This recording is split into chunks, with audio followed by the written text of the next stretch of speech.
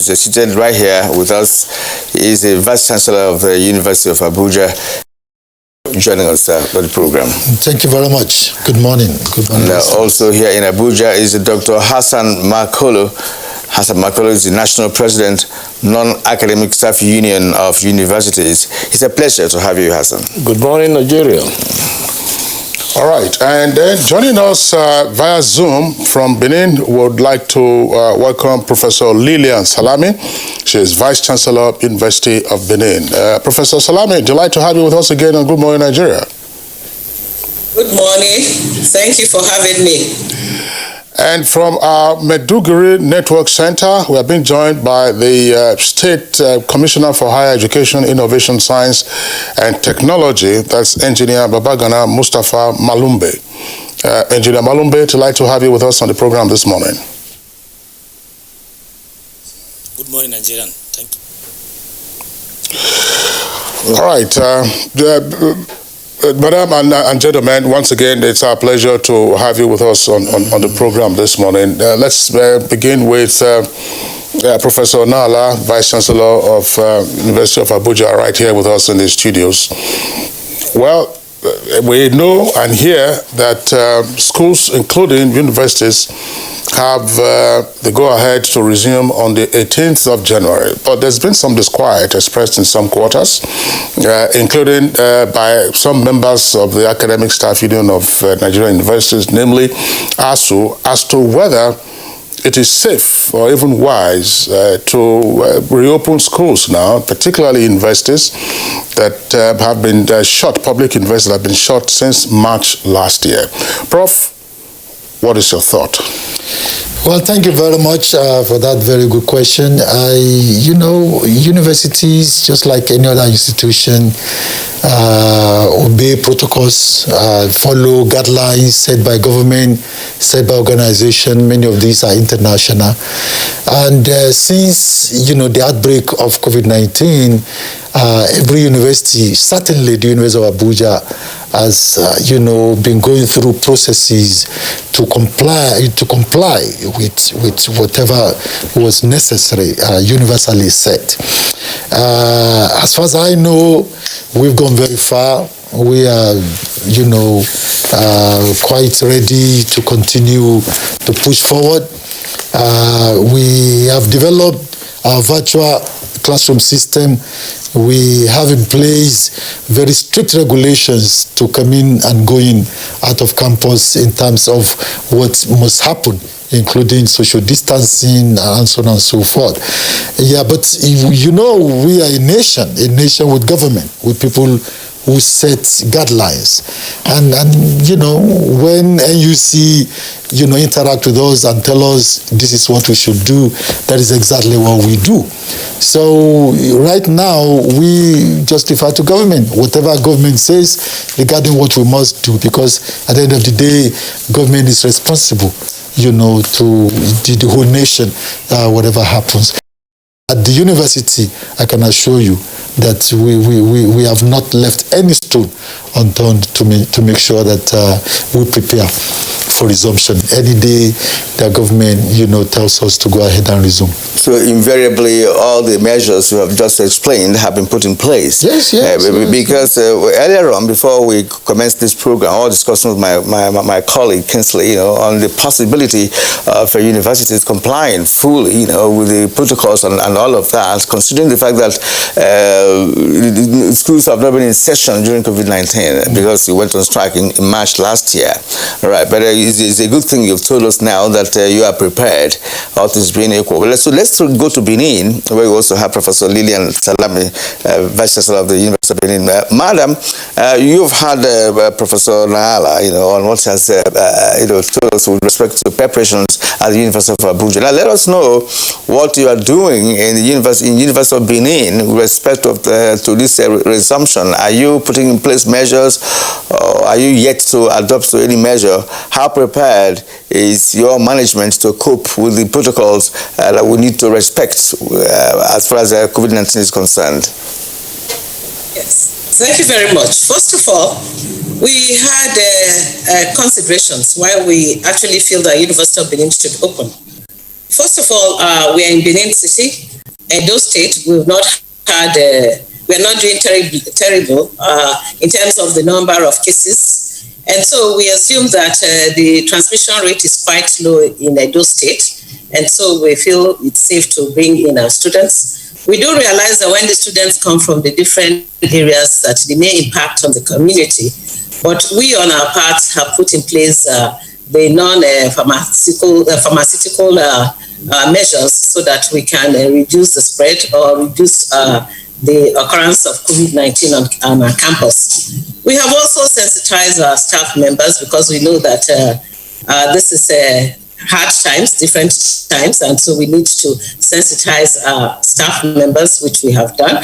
We have also we realize that the students, they have been away for too long and their life is like it's been put on hold, and so somehow they have to move. And then also with the condition that COVID is most likely something we'll have to live with. And so how long are we going to put our lives on hold for this disease or this pandemic? And so for that reason, we decided that University of Benin actually can open, and we fix January the 30th as the date of resumption.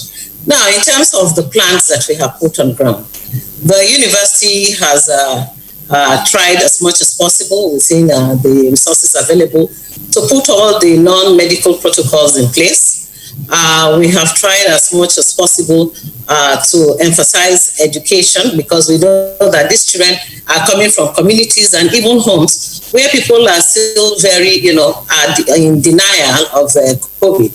So we know that that impacts on our students, and so when they come, they are also coming from communities. So we have tried as much as possible to ensure that we are going to continue to educate our students. In line with that, we have acquired 2 Toyota Yaris vehicles painted with our colors, Uniben colors, purple and gold, and with audio playing all day and going around campus, informing students and educating students. We have also outside the medical protocol, we have just developed now a surveillance club, and as I speak to you, we have more than 580 persons cutting across students, lecturers who actually want to join the club. And this club actually is to enforce that our students align with the protocols that we have put in place. And so we are going to, of course, train and orientate these persons to make sure that their responsibility is more or less seamless. We've gone around upgrading our health center so that when we do have cases that have semblance of COVID, we should be able to handle before taking the students, the persons involved, to the teaching hospital, which is just a stone throw from the university. We have also tried as much as possible to ask our lecturers to upload their lecture notes, so that will be at any platform, so that we have both contact as well as online lecturing taking place. And that, of course, will reduce the contact, the distance that the COVID protocol calls for. We have done that. We've also tried as much as possible to encourage our staff members to have, even in large classes, to have contacts and also to stagger. For instance, a faculty may choose to take all their 100 levels in the morning and then the other levels in the afternoon or in the evening, as the case may be. And so we have allowed the faculties to take that as their own responsibility, while management is monitoring the adherence to all of this. So pretty much that is what we have done right now. Like I said, our health center has been, we have a COVID room where if we suspect any student, we've also put hotlines. In fact, there is a hotline to the Vice Chancellor 24/7, and that hotline is supposed, we have baptized that hotline as say something to the Vice Chancellor. And then we also have hotlines for the medical team. So as soon as a student feels he or she is sick, or even staff, they will call the hotline and immediately attention will be given to such person. So we have tried as much as possible. We also know very well that our students are smart students. They are smart. And so they won't want to be the one to cause any problem that will make another closure of the institution. So that's been, behind their minds. I am sure that with the massive and aggressive campaign that the university has decided to take on, that these students will comply. Thank you. All right. Thank you very much there, Professor Lillian Salami, for that lowdown. You, of course, indicating now that University of Benin is set to reopen on the 30th of this month. We'll come back to you with more questions in the course of the conversation. Let's return to our studios here. Dr. Hassan Makolo, National President of NASU. This is one of the unions in the tertiary institutions. Dr. Makolo, are your members ready to welcome back the students and the rest of the community? Yes, thank you very much, and I'm so glad listening to the two Vice Chancellor speaking to us on the readiness to resume. Now, I'm speaking from the perspective of our unions and the welfare and protection of our members nationwide. Now, I have listened to the two Vice Chancellors, and I expect to hear that at least the quantum of billions that were rolled away to state governors, that were rolled away all over, how many of these billions were rolled to each of these universities we are talking about to prepare us for the return of these students? The same classroom we were having before COVID are still the same space we're having. Before now, you see students scrambling to take lectures in a place meant for 200, maybe 300 are scrambling to go in. And above all, the hostel space we are having is still the hostel space. At least more than 50% of our universities in the country are suffering from hostel space, whereby these quarters are even more than the original students that were allocated these hostels. What have we done in this situation? Now, are we now saying that some of these students who were squatting before should now come and look for alternative? Or are we now saying that, okay, when they come, they should not stay in the hostel? So the hostel space is still there. If those of us who are used to the hostel, if you go there, you see what is happening for yourself. Even my VC here can attest to the fact that the University of Abuja, for instance, we have need for more hostel. And the money, the IGR of the university, for instance, will not be significant enough to help us in this situation. Even in the measures they have put in place so far, from March last year up to now, if you ask majority of these vice chancellors, the IGR of the university has been zero. As we resume now, whatever money is coming in might be going in other way around. Then if you're asking the VC, the universities are the asset of the federal government. What have we done at that level? It is not only to say, yes, school cannot reopen. What have we done on our own part to be sure that as students come from all walks of life into the university, the staff on ground are safe? Because these people are coming from all nooks and crannies that you cannot tell whether they are coming from COVID-proven area, coming to mingle. And again, we are dealing with youth here. Bringing youth to the campus, controlling them is a Herculean task. And I don't know, but with what the other VC has said, the sensitization, because whatever has been done before now is while they were at home. Now they are coming to the university. I have not seen my girlfriend for the past 8 months. I will now see her. Do you now stop me to say, oh, hi, how are you? It will be everywhere. So these are things we are looking at. And my take is that especially on the aspect of the hostel, on the aspect of the classroom, we are not yet prepared. Now look at the epileptic network we are having in this country. I set up a meeting to call my VC, because incidentally, this is my VC, that is where I work. We set up to discuss with some of our foreign partners. It took us almost 1 hour to be able to get to them. They can hardly hear us. We can hardly hear them. Is that what we are now going to base upon to reopen school for students to come? And we think they will have a healthy environment. Until and unless the government itself is prepared to reopen school. The VCs, of course, there is limit within which they can speak. If you like, after here, tell me I'm going to leave your job, I'll go and do other things. But the VC they have to protect their job. Practically from the aspect of the union, the government is not yet ready to reopen school. Not just to reopen theoretically, to reopen. Because if we hear that, and another thing I want to say, let us equally believe that we do not politicize this COVID-19. Because if you hear the allocation of cases of those infected, it varies.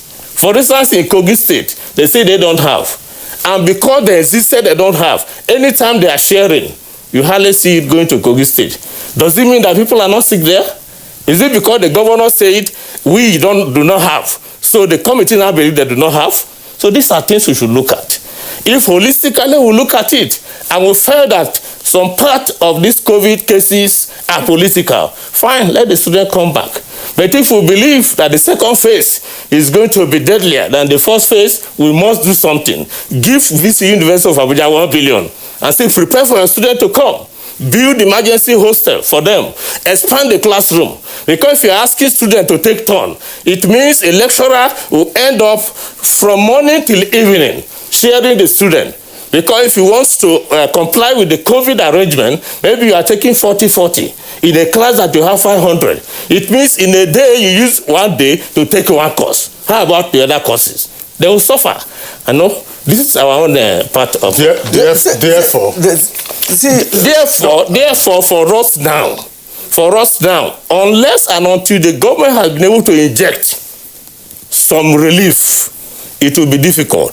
And we are going to see that if students return, this time that we are hearing 1,000 a day, they will be telling us 5,000 per day of cases. Well, he has really raised pertinent issues concerning this resumption. Actually, he touched on different perspectives, with respect to this resumption, because being the non-academic staff of universities, they are the workers in the university who handle the students' affairs on day-to-day basis. Of course, the population of students, of course, is something also to think about. Now, let's go to Babagana Mustafa Malumbe, the Borno State Commissioner for Higher Education. From what Dr. Hassan Makolo has outlined, it does appear that government needs to do more for this resumption in terms of providing more funds, so to speak, to see if schools can carry out some expansions to be able to accommodate students and ensure that the COVID-19 protocols are observed. What's your own view with respect to this resumption issue?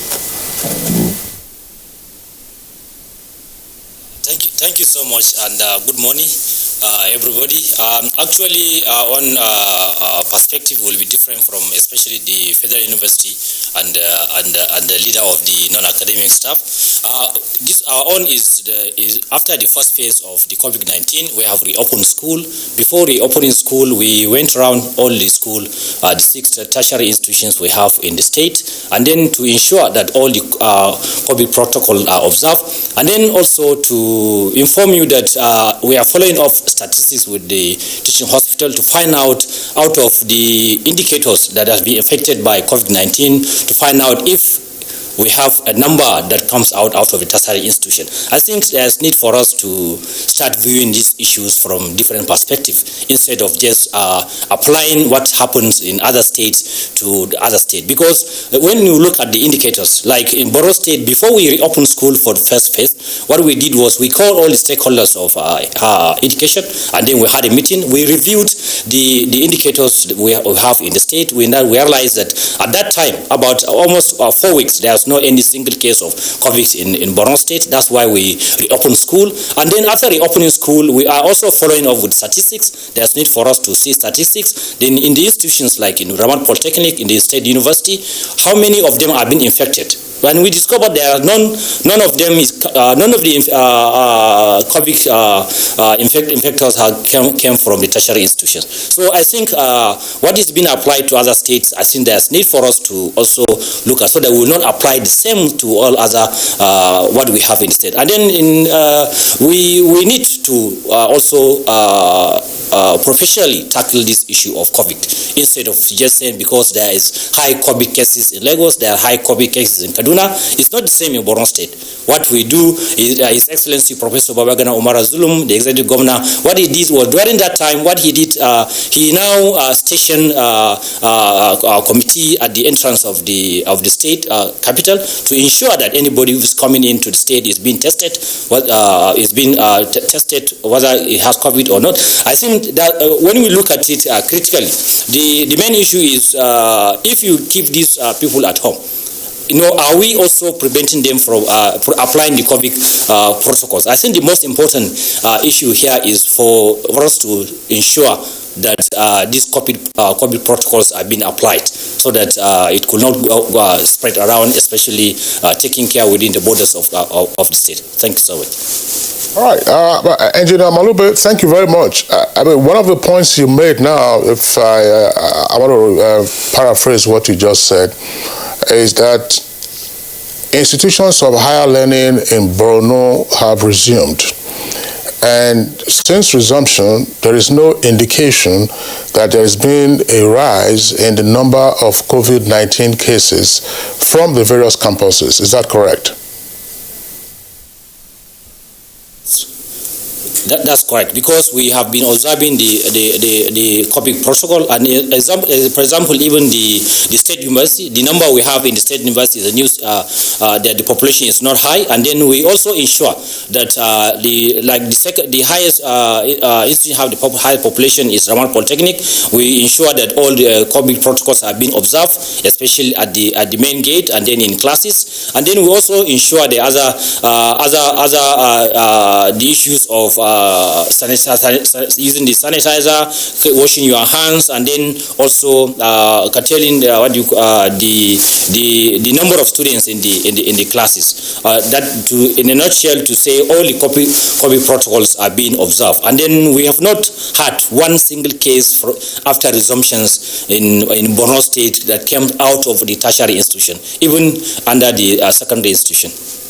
All right, thank you very much. We'll come back to you.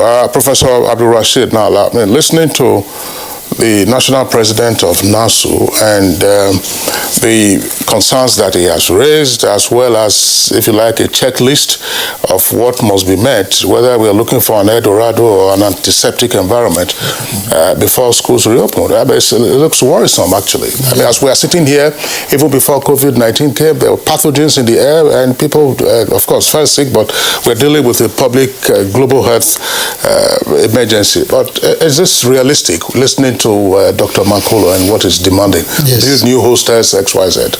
Well, first and foremost, I want to commend him. As I'm very proud of him.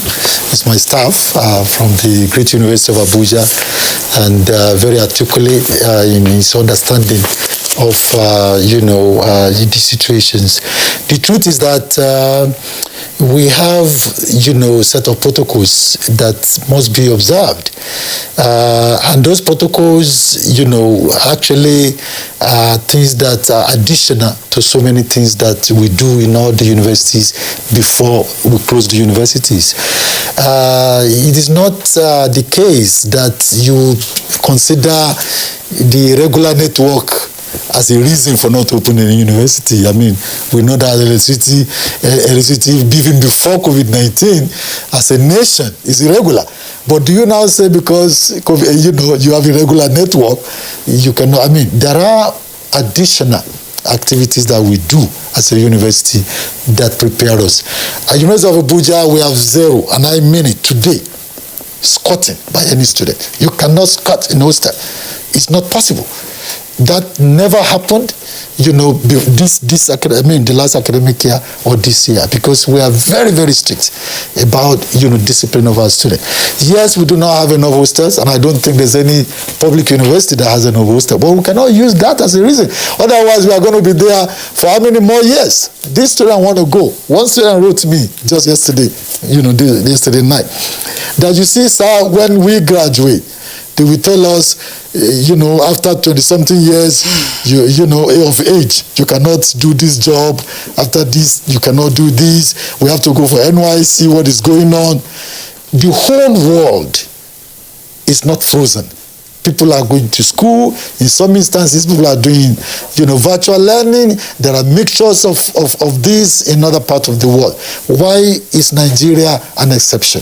We cannot say because we have problems as a nation in terms of network system, in terms of the population of students, that we cannot bring in new regulations. We are zero discipline. University is about discipline. And I am sure that just like University of Abuja, also University of Benin, every university has its own strategies to ensure that, we meet these challenges. Students come in, some of the things they used to do, they can no longer do. For example, a student from the gate cannot enter a campus or a classroom without, being properly dressed, including the face mask. We will observe distancing, social distancing. We will make sure that only a person allocated to the hostel, living hostel, and there will be more newer things. One thing that is said that excites me is about, asking government to give us more money. Yes, I love to have more money. I don't think there's any university that will not do with more resources, truthfully speaking. But we always need this, even before COVID-19. With a strategy of massive publicity, massive education, massive enlightenment, with strategy of putting online virtual classroom system in which every lecturer is not just going to classroom to do face-to-face, but is also complemented virtually.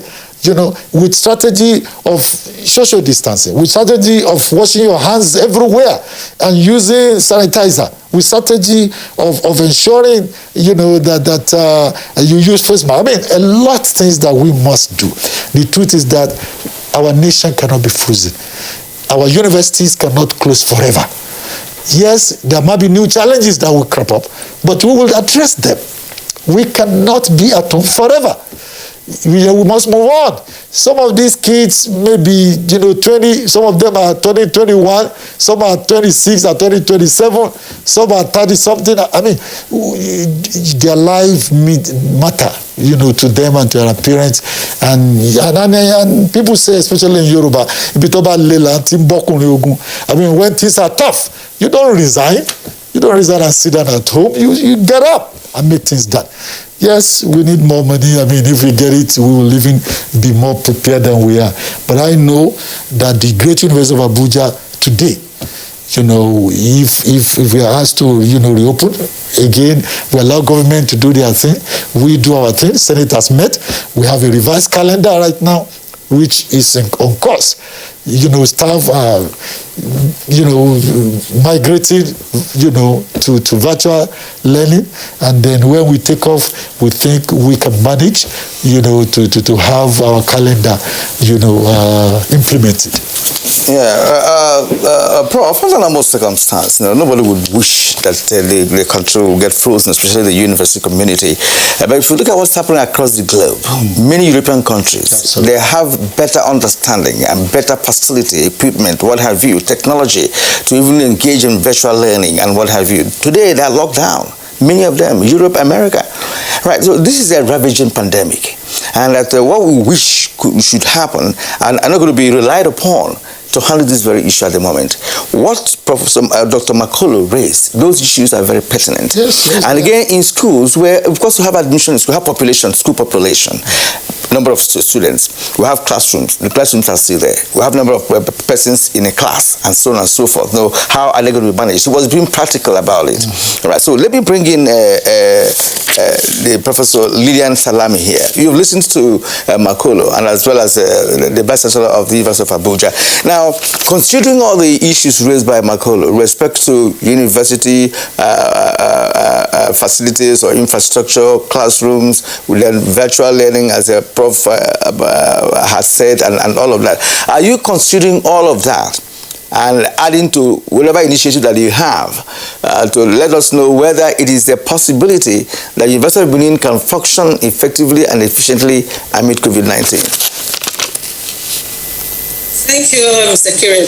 First of all, I want to, because I think both of us, that is my colleague, the Vice Chancellor, Professor Nala, and myself, we are standing in for all other Vice Chancellors who may not have the opportunity to be here.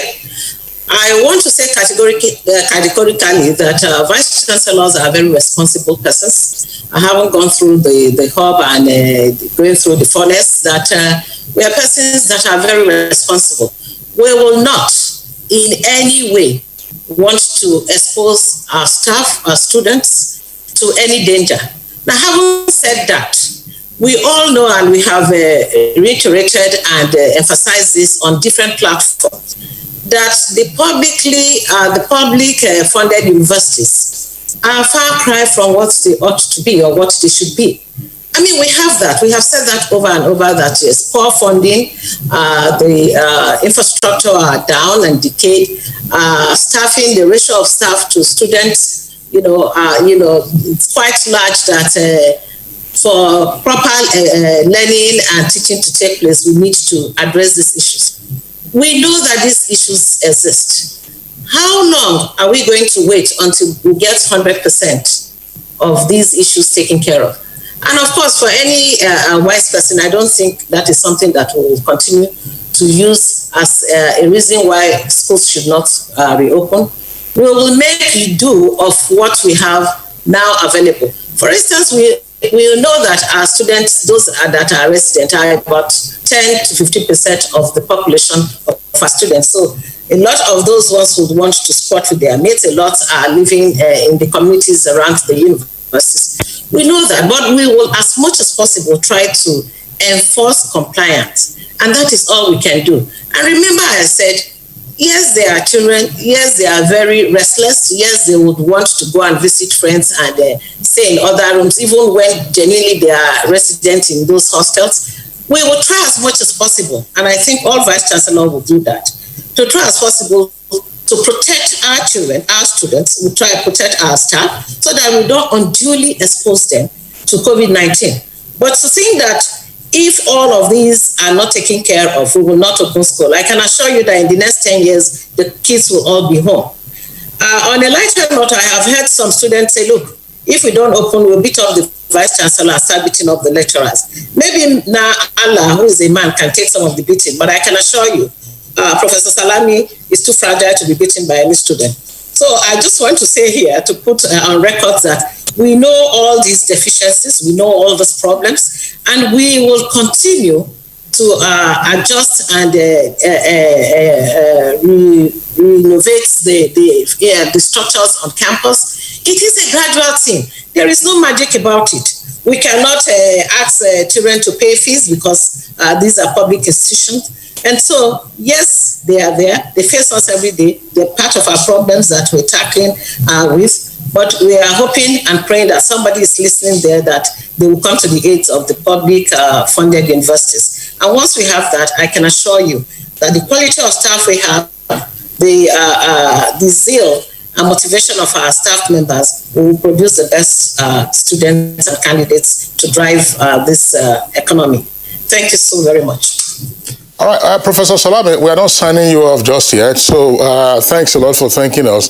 Let's return to Dr. Hassan Makolo, National President of NASO. You listened, of course, to the responses of the two Vice Chancellors who are part of this conversation, and also in particular, the Commissioner for Higher Education in Borno, to say, look, what is the evidence? We reopened our schools and there's no spike in coronavirus cases in Borno itself. South Africa has the highest caseload of coronavirus on the African continent. And the second wave, of course, has just been as devastating as it was the first time, if not more. And yet, South African schools are reopening. You still want to stand by the conditions you listed earlier for schools to meet before they reopen? Well, let us be sincere and realistic and practical as possible over this matter. COVID-19 did not start yesterday. It started almost a year now. We have not made any arrangement. In every forum I find myself, I kept talking. It is not the meager arrangements done by these vice chancellors. I know they are representatives of the federal government in these institutions. But what we are saying, if we know that this school will reopen sometimes, just like in those days in the state, 5 billion, 6 billion, 10 billion to cope the waves of the spread of these viruses in those... Is money the issue for you or just what? Fine. Now what I am now looking at, if at that point in time, we know that another area of challenge will be when we reopen this school, let us begin to put some things on ground. That, like the VC from Benin said, yes, all of them needs money. But the way I will speak here to government to release money to them, No VC will want to speak that way because they will tell you if you know you are not prepared, why are you there? But practically we know they need this money.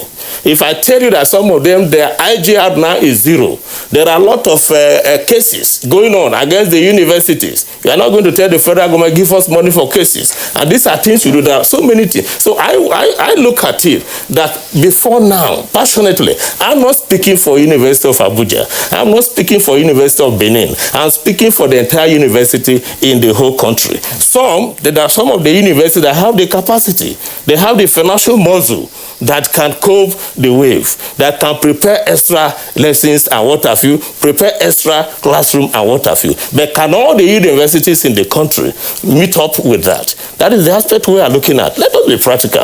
Of course, the government is, the universities is for the government. We will tell them the fact on ground. If they say they are going to reopen against our advice, we are not going to carry cutlass to cut anybody's head. But of course, the truth has been spoken. And if actually, like from KB and what have you, they said people come from all walks of life and there is no increase there. That's Bruno, thank you very much. Yes. It therefore means that some people, some school of thought, felt that even part of the COVID, we are magnifying malaria. Maybe those ones went there with malaria and not COVID. No. Let's not get into the medical aspect. It's all right. Because that's what the experts are saying. Just hang on a second, Doctor. Right. Dr. Engineer Malumbe from Borno tells us that we ought to look at specific examples or specific situations and respond accordingly. It's okay. Can you, Dr. Makolo, purport to be speaking on behalf of all institutions? University of Abuja Vice Chancellor is here. He is working on the basis of the situation that he has and trying to overcome it, which is the purpose of a university anyway. Yes, Professor Salame is also doing the same thing. So if there are challenges, if there are opportunities to take advantage of to ensure that students can resume in safety and have good learning, and then of course graduate, for those of them who are willing to graduate, why should that be an issue? Is it the federal government that's going to have to create I think Dr. Hassan Makolo is speaking from the point of view of non-academic staff. These are people who handle students. These are people who deal with students. I think his perspective. Kieran, no, he's right here. He's right here. Let him respond. Because I agree that they are non-academic staff, but non-academic staff, of course, you function under the vice chancellor. You are under the authority of the school management, as it were. Yeah, so do you expect the federal government to come and do everything for you, or for the university to take its own environment as it is and then seek to make the best of it under the circumstances? I love your point. Do I expect the federal government to come and do everything for us? Of course, no. The vice chancellors that have spoken to Good Morning Nigeria now has told us the effort they have put in place, which I appreciated. Then on the aspect of my contention, what have we done as a government to complement the effort they have put in place before now? Let me make a point blank here. We are not going to be averse to reopening of schools if measures are put in place. If we know that these students are safe, we know that our workers are safe. As we talk now, I have 2 undergraduates. One just graduated, I have 2 of them. So when we are speaking, we are equally speaking as unionists and equally the concern we have as parents. So if we feel and the government feel that everything is good, it's in order, and we go there and things function well, glory be to God. All right. This has become a very interesting conversation because it's all about life. It's all about managing. It's all about management. In a situation where we have COVID-19 ravaging the whole globe, ravaging the whole world, and even those that have the best of economies, the best of technology, are also feeling the impact of COVID-19. So that's why it's very interesting that we raised this topic this morning on Good Morning Nigeria. Let's return to Mustafa Malumbe. Well, I want you to let us know other measures you are putting in place. You have told us that schools have resumed in your state, and the students come from different parts of Nigeria, yet are not having any spike in COVID-19. Do you, for instance, carry out regular testing of students in your state, or are there any other measure that you have put in place beyond what has been in circulation since the COVID-19 pandemic?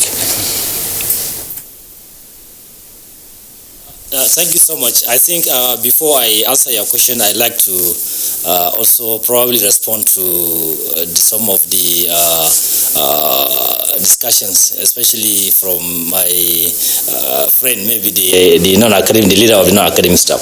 I think I like his statement where he said we have to be honest, we have to be realistic in handling issues. I think, and then he also said that he is a parent. And I want to find out if he has been also, how will I say, camping his children at home, not to go and socialize, and then to ensure that the spread of COVID will not come to his house. And then secondly, on the issue of being realist.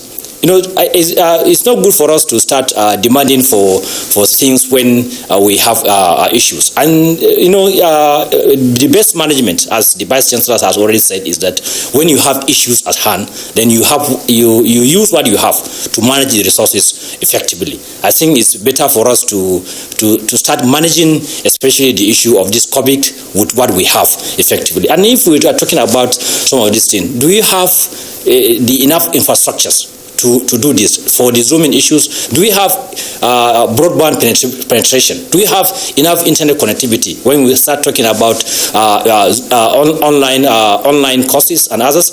And then back to your question. Actually,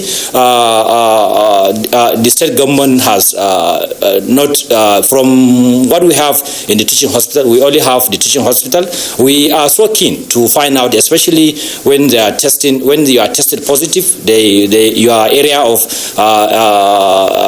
especially your location and other information are part of it. And then we have not seen any of these indicators that comes from any of the tertiary institutions. And then we are also mindful of the protocols, and then we are keenly following the protocols, and the provosts, directors, and the vice chancellors of the state university have been strictly advised or requested to follow the protocols, and then observe if there are any other issue, any other suspicion. They should personally take these things serious and take it to the teaching hospital for the purpose of confirmation. And then actually there's no testing.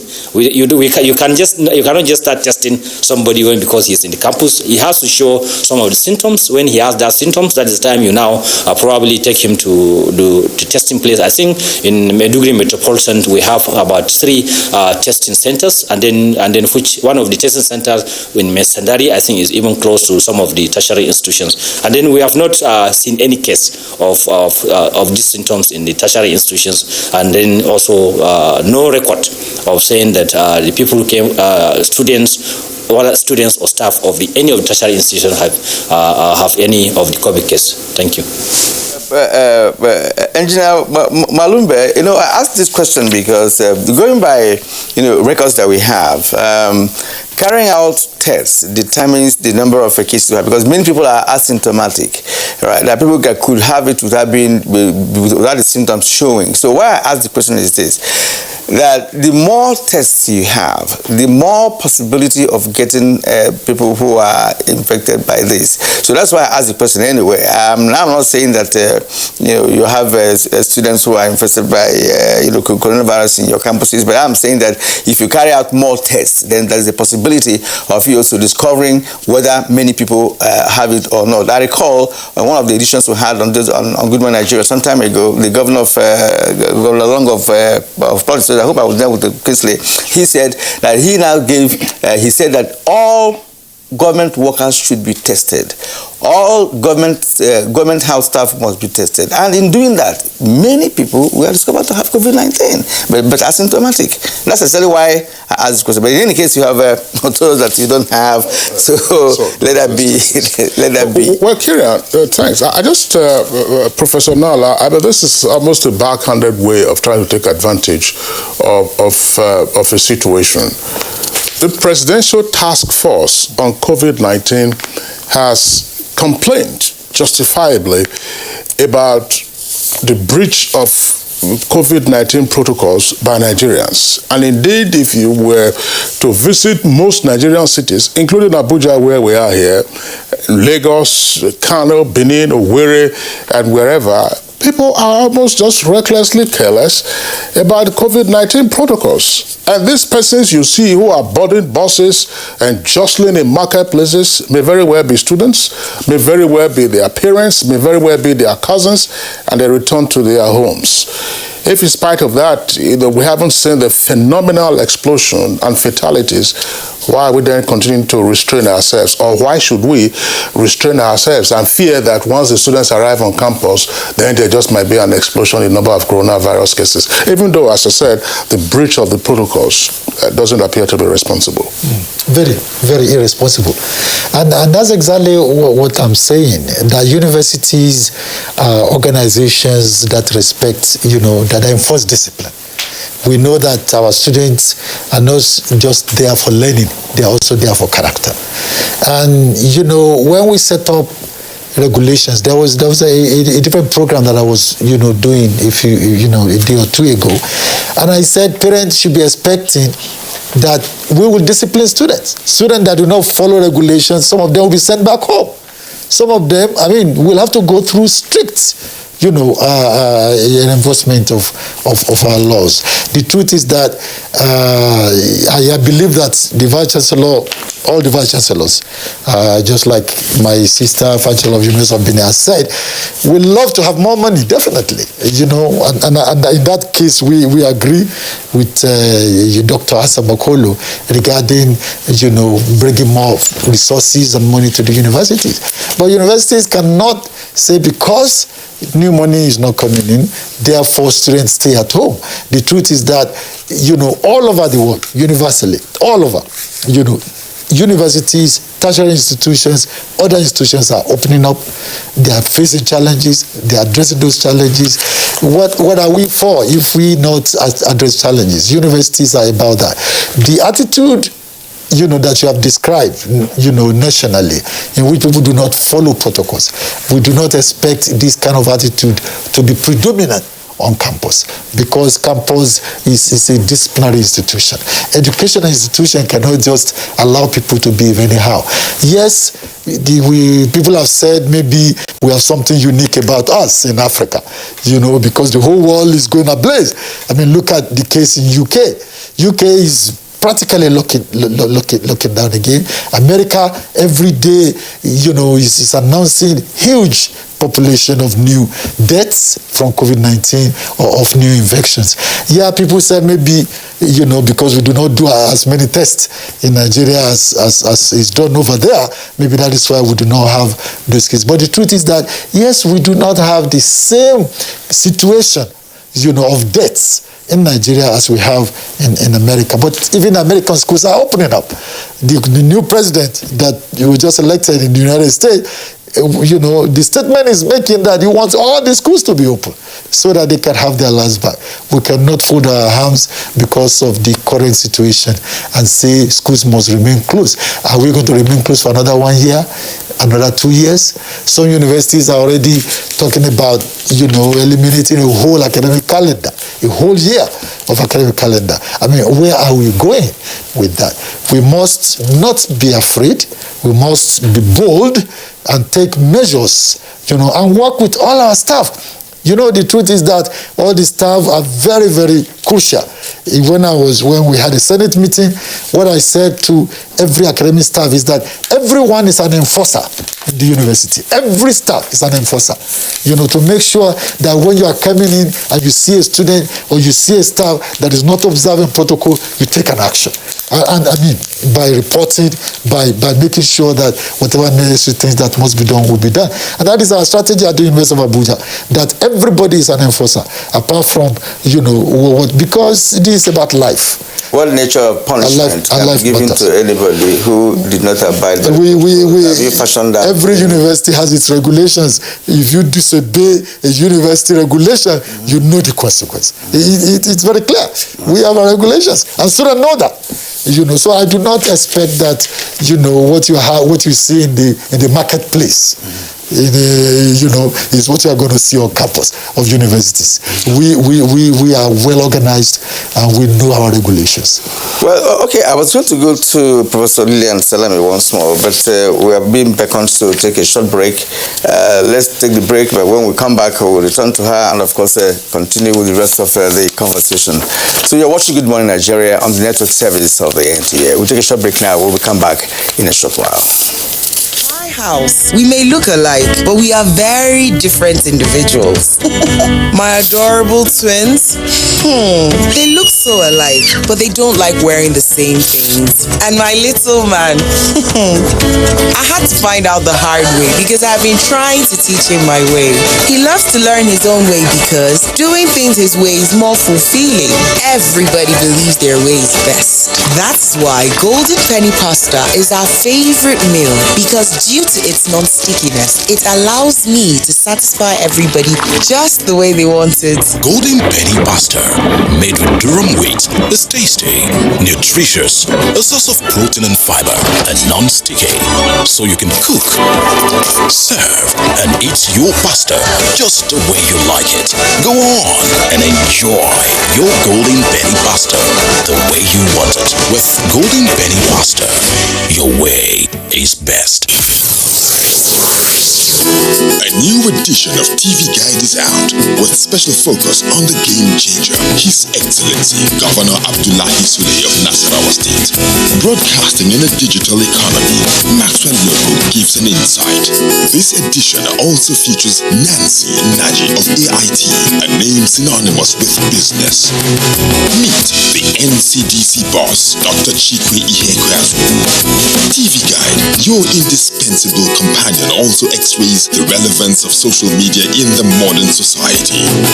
Meet some TV professionals who have impacted their spaces and other inspiring stories in sports, entertainment, and lots more.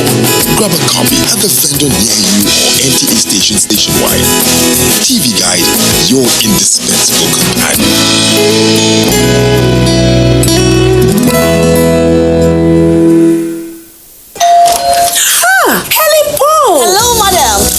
Join us on this mission? Yes, but how? Just one question for you.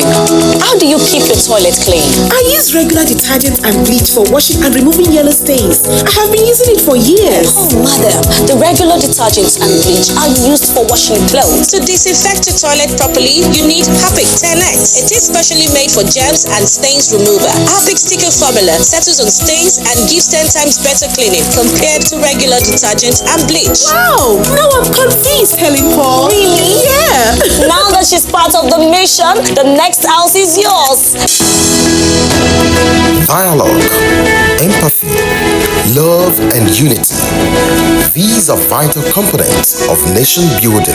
For all to be well, we appeal that we should refrain from volatile, provocative, inciting messages and language. Let's build and not destroy.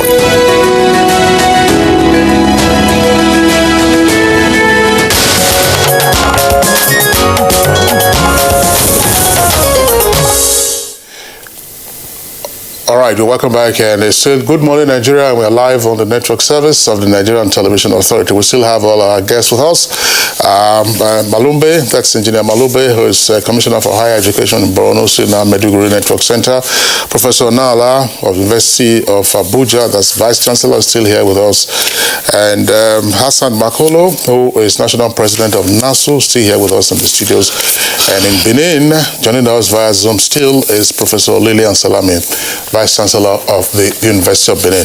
Professor Salami, that's one point I would like you to also speak to. Last year, during the first wave of the pandemic, universities, even though they were closed, showed some innovativeness as part of the response to the coronavirus pandemic. I mean, some universities, I think whether they are biochemistry departments and all that, we're talking about producing their own sanitizers, 99.99% effective. Some were also getting into face masks. Some were also getting into the design of foot-pedaled hand washers. That way you don't have to touch the faucet and the tap. At the time, of course, the schools were still closed because of the lingering ASU strike. Now that the schools are about to reopen, isn't there more manifold opportunities for the universities to get into the production of these elements that you require for the maintenance of the coronavirus pandemic? That's to say, the protocols, hand washing, get your soap, get your sanitizer from the campus. Some of the universities, of course, are already into water production. What do you think? Yes, indeed, like we know, the ivory towers are established for learning, research, and of course, community involvement. Our university, during the first COVID lockdown, were quite engaged in carrying out different works, researches, and then that was when we actually produced the first, I think, in the country of automated hand washing machine. And we are still selling that. We are in fact in the process of patenting that, and then that, of course, is going to be a good source for increasing our IGR. Also, departments, especially our chemistry department, and as well as pharmacy, the faculty of pharmacy, actually went into production of hand sanitizers. I think beyond that now, Professor Idu, one of our pioneers in trado and orthodox medicine, they are also, I think, working very seriously in looking at areas where we can begin to develop maybe antidote, maybe treatment for the COVID. So I think they are working very hard in that area. So we are going to see more innovations. We are going to see more output in terms of research outputs to try to deal with this pandemic. So I am sure that University of Benin is very much anchored in this direction. So we will try as much as possible to add value to our immediate community and beyond our community to try to fight this COVID virus. We've also asked the faculties of pharmacy and chemistry to produce hand sanitizers, especially for the residents, students that are in the hostels, so that we ensure that everyone has his or her own hand sanitizers to use, as well as, of course, we will provide lots of facilities for hand washing. And so, yes, the research will still continue. We are very poised in that area, and we will do our best to add value to the system. Thank you. Professor Salami, thank you very much. I was delighted that you mentioned Professor Idu. That's Professor MacDonald Idu of the University of Benin. He's a regular guest on Good Morning Nigeria, and I know that one of the critical areas he was always talked about last year in the course of the pandemic had to do with boosting your immune system. I believe that the university community, students and staff, that's academic and non-academic, could also benefit tremendously from immune boosters that just might be available on the campus. Kieran. Oh yes, of course, because the Ivory Tower is created to do all of that, especially when it comes to innovations.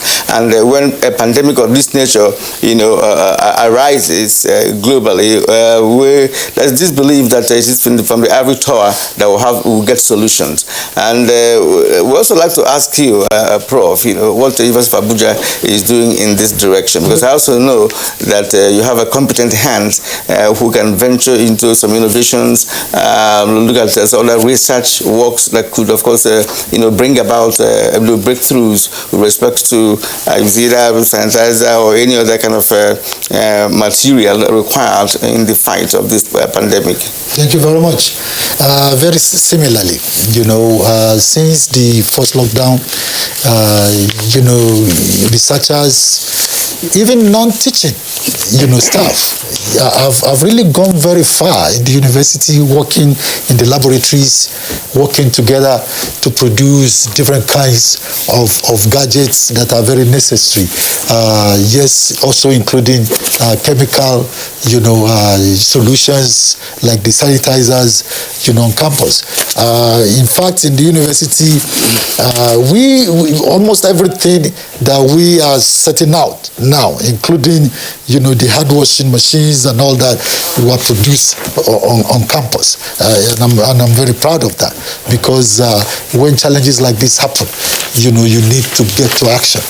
But even beyond that, what we are planning at the university is that we are setting up the Center for infectious disease, so that we begin to strategize and begin to, prepare. Because when COVID-19 started, it was as if Nigeria was not prepared. Most universities in our nation were not prepared. And we do not want that to happen again. And especially being in Abuja, we think we have that responsibility. And our Center for Infectious Disease, we collaborate with other centers across the nation to make sure that first-rate research continues to happen. We want to work with United Nations, UNESCO, different organizations. Look at our own realities in Nigeria. Sample, children, sample non-children, elderly people, look at various communities, the farm, the marketplace, and what are the differences in our realities. People say it's because we have a lot of sun. It's not in all Nigeria that the sun is scorching every time. What is happening in the south, in the riverine areas? We need to compare so that when things like this happen in future, we are prepared. We cannot do this when we are closed. We cannot do this when we are at home. Yes, academic staff are back now, and the non-teaching staff are back, on campus, and they can continue to work. But when students come, it's actually enrich, the activities on campus. And that is, so, these are some of the things that we hope to achieve. Yeah, Prof, is this a new idea to set up a Center for Infectious Diseases? Absolutely. We don't have such a center before. But post-COVID-19, we are now in the forefront. The University Research Council, as I speak, is working with the individuals. We have a Dr. Tahir, who is very popular here. He's heading, the FCT, efforts, for COVID-19. He's the staff of the university, in our Faculty of Sciences. And they have submitted a proposal, and we're working to set up a new Center for Infectious Disease. And so when, therefore, Dr. Hassan Makolo is asking for funding, this is a specific area for funding, rather than just say, bring funding. Well, the truth is that he knows what he's saying. It's part and parcel of the university. That every university needs a lot of money to do a lot of things. But the point I've always made, and this is very clear, is that government alone cannot fund everything for the university. Academic staff should look for grants. They can get grants that will bring in equipment, that will bring in, support, even buy out some of their time, and so on and so forth. But definitely government needs to put, more funding to the university to do some of those specific So invariably you need money to set up that disease center. Yeah, we need money to do everything. One of the things we are doing currently in the university is that we are putting fiber optics all over the campus, because before now we've depended heavily on wired, wireless internet, and we want to make sure that our wired internet is the foundation of the internet system in the university. So there are a lot of things you do with money. Building classrooms, building more hostels, but we cannot wait until all these are done. We have to face the realities of the moment and move forward. So Dr. Hassan Makolo was right in a way. In a sense, focus. Dr. Hassan, we have said that. Two universities said we'll be happy to get more money. Exactly. That's very true. Let's throw this to Dr. Hassan Makolo. NASU has embarked on a 3-day so-called warning strike. Yes. This is 9 months after ASU suspended its own strike. The issues that have led to the warning strike have been publicly stated. But parents, guardians, and the stakeholders are just wondering whether this is sensitive on the part of NASU, and that this may very well be a prelude after the 3-day warning strike to say, listen, we are withdrawing our services or suspending our services, and thereby cripple the system again, so that even when the schools reopen, there just might be no work going on. Thank you very much. The onus is on the government. We did not just started yesterday to embark on 3-day protest. You remember very well that last year before Christmas, we went on 14 days warning strike. And at the end of the 14th day, on 20th October last year, we met with the federal government, chaired by the Minister of Labor, and we itemized number of issues. The issues emanated from the inconsistency of IPs. I was a part of the technical committee that worked with government on IPs, because government made us to understand that IPs will help them to fight corruption. And we say, fine, if IPs will help to fight corruption, why can't we team up with you? And we went into technical committee and they demonstrated fervently and said every peculiarity of university payment will be captured by the IPs. And we went into it. You find out that at a time, ASU withdrew. Then the 3 unions were left into IPs. We're not complaining. The first payment of salary came, some people were not having. Some were having. After a time, some would take for like 3 months, their names will be dropped. In the university system, especially my members, we rely on the welfare system of the university. When workers are broke, they contribute money. They go there to withdraw money and solve their problem. IP stopped deductions. So some union dues were not remitted. A minimum wage up to now as we speak, the arrears has not been paid. Our members have been on our nerves. Earn allowance was another issue. So we went on round table and signed memorandum of understanding, clearly addressing those issues. We were satisfied and we went back to work. And they made us to understand that within 2 weeks, those issues will be resolved. And the other issues, committees will be set up, union leaders will be invited to address them. As I speak with you up to now, we have not been invited for any meeting. The minimum wage arrears. Let's just quickly take this along. ASU always talked about IPPIS and the fact that they were creating an alternative system which went on trial, and I think there were rejections and so on and so forth. Why didn't you pursue your matters, pari passu with the ASU? When you were waiting for ASU to finish and then you take off? By October, have they finished? No. And I kept they started since March. I kept telling people that ASU have their mandate. NASU, SANU, we have our mandate. The fact that ASU is on a protracted strike will not propel us to go until your National Executive Council sees reasons to say we have to embark upon this. I cannot here as a president tell you that after the 3 days we are going on strike, total strike. No, you must call the organ. You must analyze issues on ground. No, a strike is a last resort. Yes. A weapon of last resort. Yes. I'm saying that the issues you have raised now pertaining to end allowances, Kyrian, you recall we took on ASU and other stakeholders and the Minister of Labor and Education. Issue of end allowance, issue of IPPIS and so on and so forth. Those were among the live issues apart from funding. Yeah, why was NASU not also pursuing those matters alongside ASU so that the matters will be resolved? Get it very well. If I understand Makolo very well, they must not pursue theirs pari passu with ASU, but they have also made attempts on several occasions to meet with government on this issue. Yes. Yet there are discrepancies. So this is kind of a continuity based on the failure on the part of IP to meet up with the demand of NASU. That's what I think is going on. And what Nigerians understand is only when you embark on strike. We have been dialoguing, talking with government. We have been writing. Even the president of the NLC, Nigeria Labour Congress, called the NASU, called SANU, called some stakeholders, and said, what are the issues with IPs? We raised it there. He wrote to the government. Was there any response? No. What did you write to in government? I'm sorry, I mean, those are details. Because sometimes when we hear you wrote to the government, you don't write to the Minister of Finance, you don't write to the Accountant General of the Federation, you don't write to the Minister of Labour.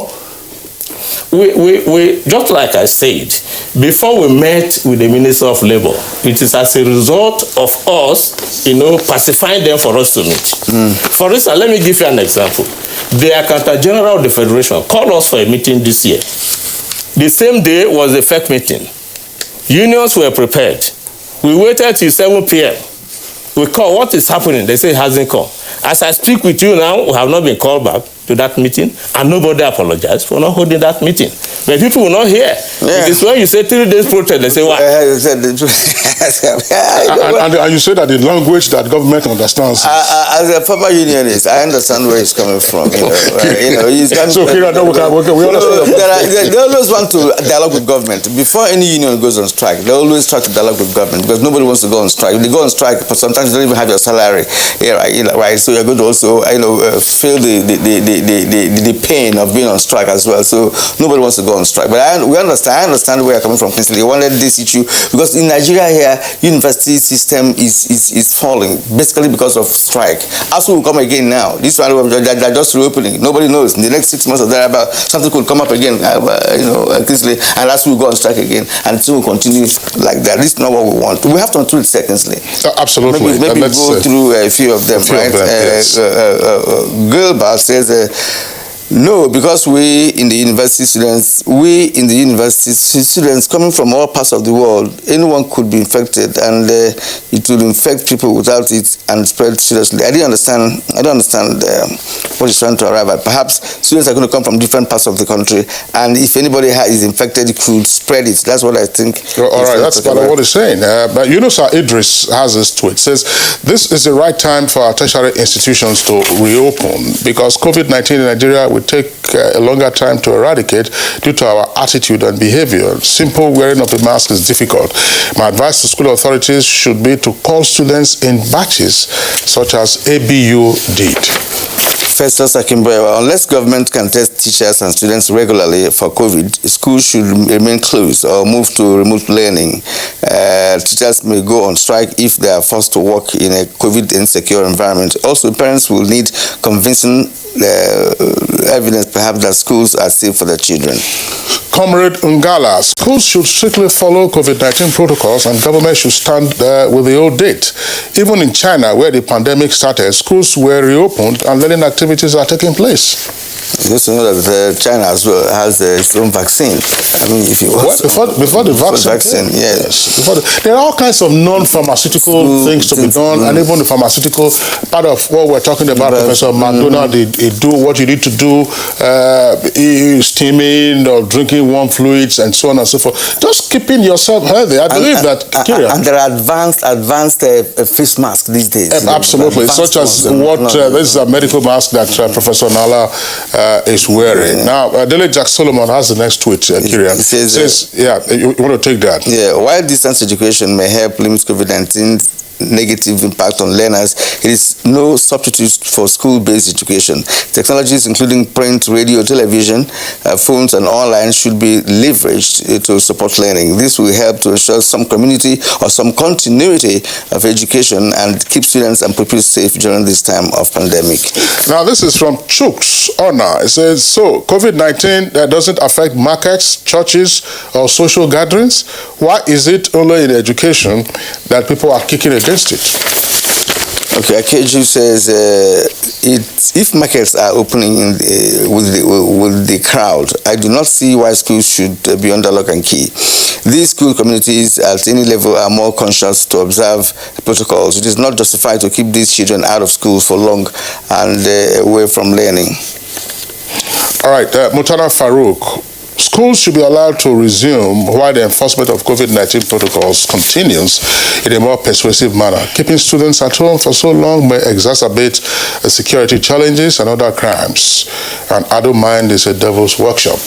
Ibrahim Bello, all we need to do is to enforce strict compliance with the safety protocols to avoid corona and spreading the virus. The tertiary students are matured and could take care of themselves.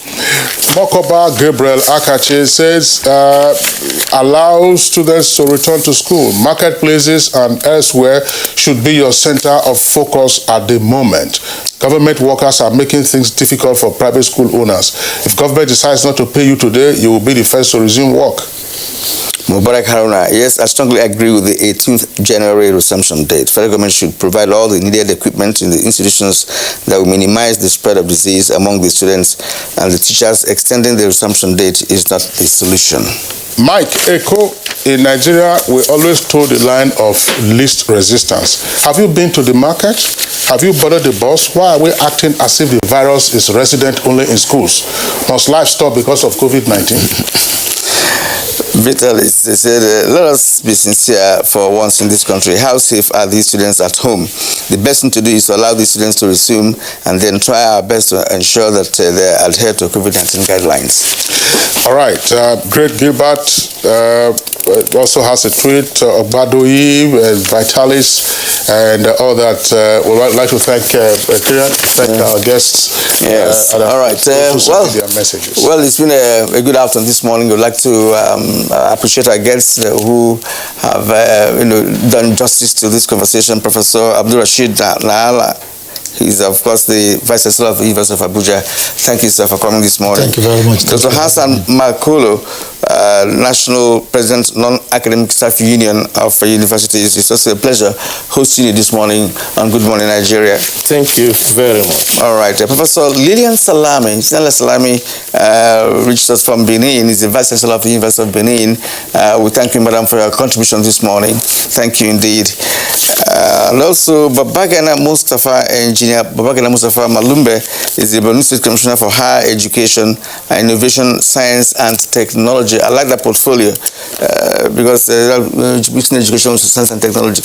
Yeah, of course, that's one of your passions. No question about that. All right, sir. We appreciate your contribution this morning on Good Morning Nigeria, sir. Thank you for your time. All right. All right, so that's it for us on the program today. We thank you for tuning in. The program returns same time tomorrow, 7 in the morning. Until then, remember, stay safe and be well. I'm Kingsley Osadolo.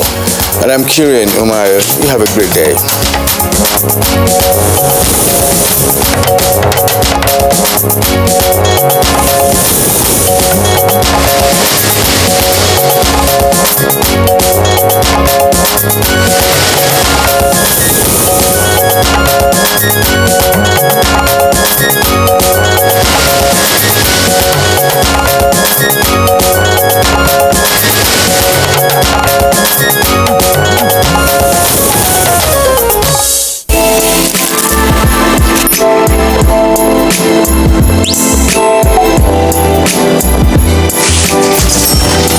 Hey beautiful, your eyes, your smile are all begging me to take you home tonight. Now reading page 3. Experience unlimited super-fast internet access from Entel 4G. Entel. Live more. 24 hours a day, 7 days a week. You can watch NTA International live on your TV, computer, iPad, tablet and phone. Log on to visiontv.co.uk and click on Entertainment, then NTAI. You can also download the iOS or Android app on your mobile devices to watch NTA International on the go, anywhere in the world. NTA International. Your window to the world. You can follow us on all our social media platforms: Facebook at NTA Network News, Instagram at NTA Network, Twitter at NTA News Now, YouTube at NTA News Online. All visit www.nta.ng. For live streaming, visit www.nta.ng/live. Now, you can stay updated on the go, be it on your TV, iPhone, laptop or iPad, or download the NTA mobile application from your Play Store or App Store. NTA, you can beat the rich. This is the network service of the NTA.